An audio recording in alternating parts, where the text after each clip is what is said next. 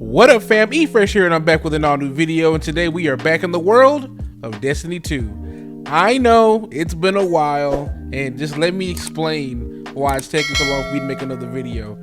I'm just gonna be honest with y'all, it's rough. It's rough making videos for this game right now.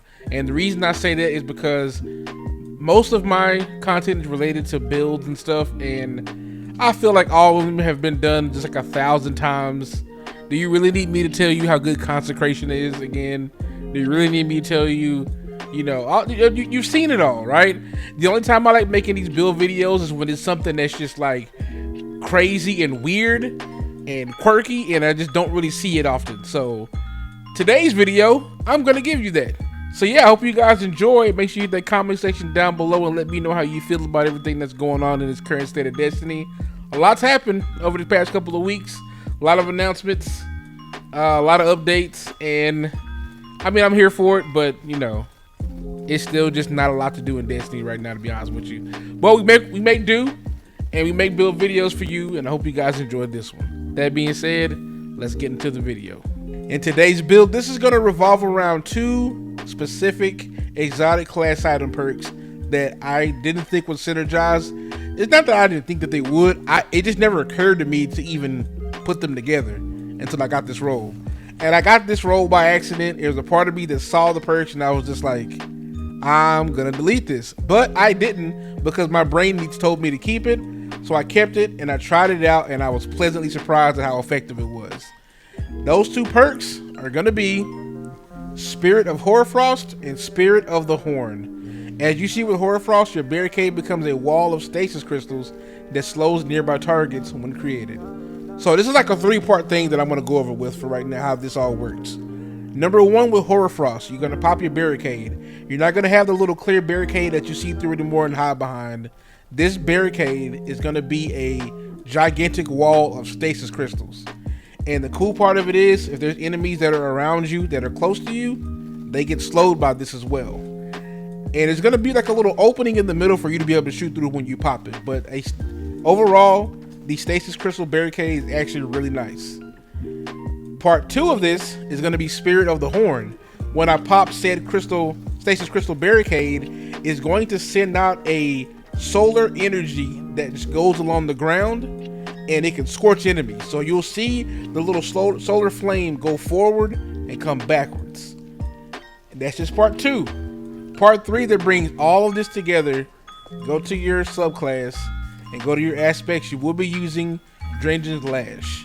And what this does is sends out a strand wave that suspends enemies. So let's recap all three of those together, right? Number one, you're going to pop your barricade. That's going to be the Hoarfrost with the stasis crystals. Number two, you will see a solar energy that scorches the ground going forward. And number three, you will also see the strand wave that goes along with said solar energy at the same time. So it's going to suspend the enemy, any enemies in front of you, and it's going to hit them with that solar wave that can scorch them and cause ignitions. When I tell you I was surprised at just how well that works, I was shocked. It works really well, and I'm really happy to have tried it, and I'm glad I didn't delete it. So now that you know how the main portion of this works, we can go over the rest of the build. Now, going into the prismatic subclass, this is the most important part as well. I'm going to be using Frenzied Blade because consecration, why not? I know, we're all tired of seeing it because it is the best thing, but it's just like, oh god, you don't use anything else. Now I get it, if you don't want to use consecration, you don't have to. You could switch your melee from Frenzied Blade to Thunderclap, and instead of using consecration, you could use knockout. It's gonna lose one of your fragments, so keep that in mind.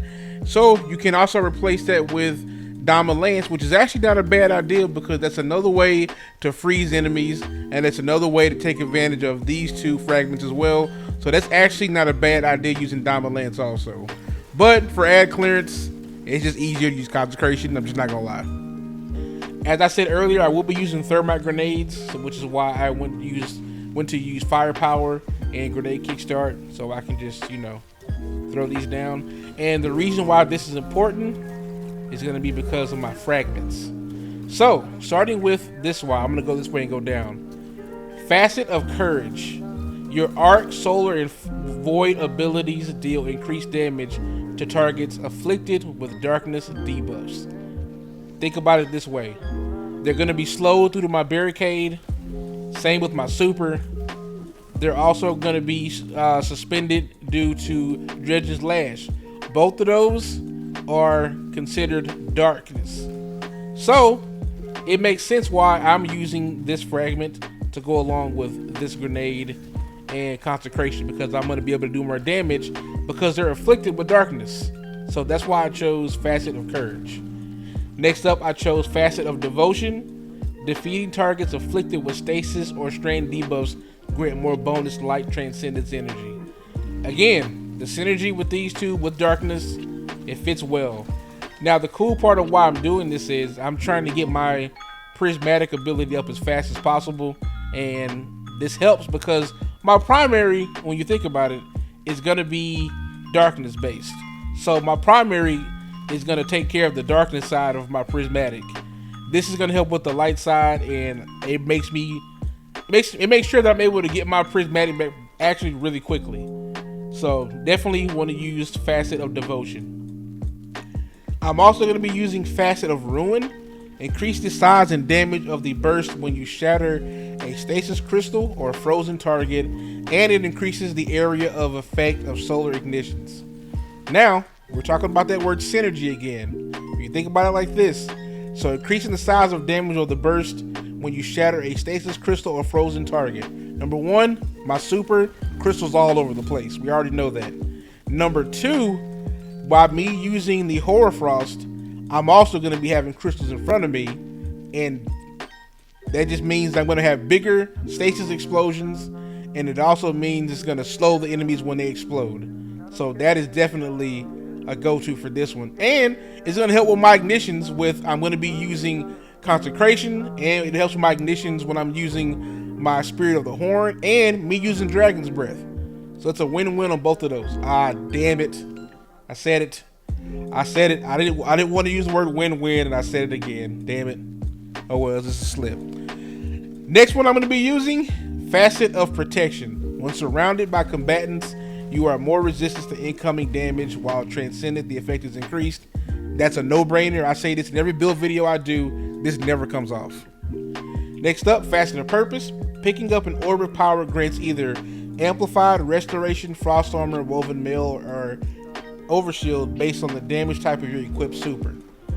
It's going to make, again, that word synergy. I'm going to be using the Glacial Quake Stasis super, and that's why I chose this again, because so anytime I'm picking up orbs, I'm getting Frost Armor, and it just makes the most sense because that's just more damage reduction.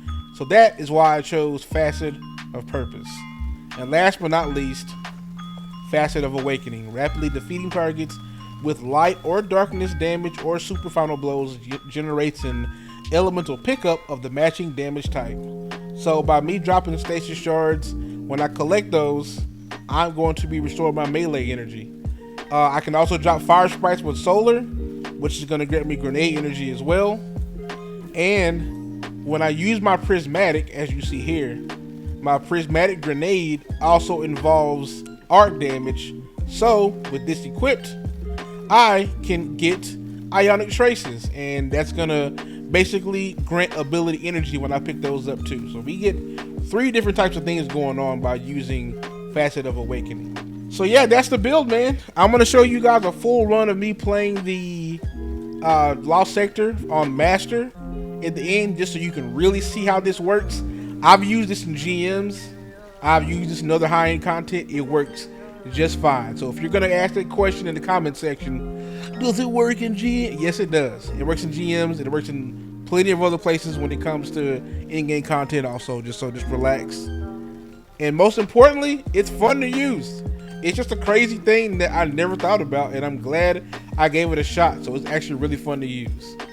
So yeah, I hope you guys enjoyed this video, man. I hope you enjoy watching this Lost Sector so you can understand just how crazy this build kind of is. Don't get me wrong, there's probably other builds that are more effective, but I think this one is so just out of there that like I love it and it's fun to use, and I can still be just as effective using this as anything else. So I enjoy it. Hope you guys enjoyed as well. Hit that comment section down below and tell me how you feel about the build. And I want you to hit the comment section. Just again, let me know how you feel about Destiny right now. I'm gonna be honest with you guys. It's getting harder to make videos for this because the motivation is just not there for Destiny. So I don't know, man. I may have another build video or so. I'm not sure. But coming at the end of September, Remnant 2 comes out with the new DLC, The Dark Horizon. So you're gonna see a lot of Remnant 2 videos come from me, and no Destiny videos during that time period. So I'm just gonna kind of prepare you for what's coming on in the future. Also, if you make it to the end of this video, please hit up my other YouTube channel, eFresh Plays Everything Else, and subscribe to that channel because that's where I'm gonna be putting any other game that I play on that channel. That channel revolves around me playing horror games and just a bunch of other fun stuff that's just not shooter related. This is my shooter channel. My other channel is going to be towards everything else, hence the name eFresh Plays Everything Else. So if you can, please, I love you all, subscribe to that channel. I would have very much appreciated. I appreciate all you guys watching my videos now, and I salute every single one of y'all. That being said, I'm out.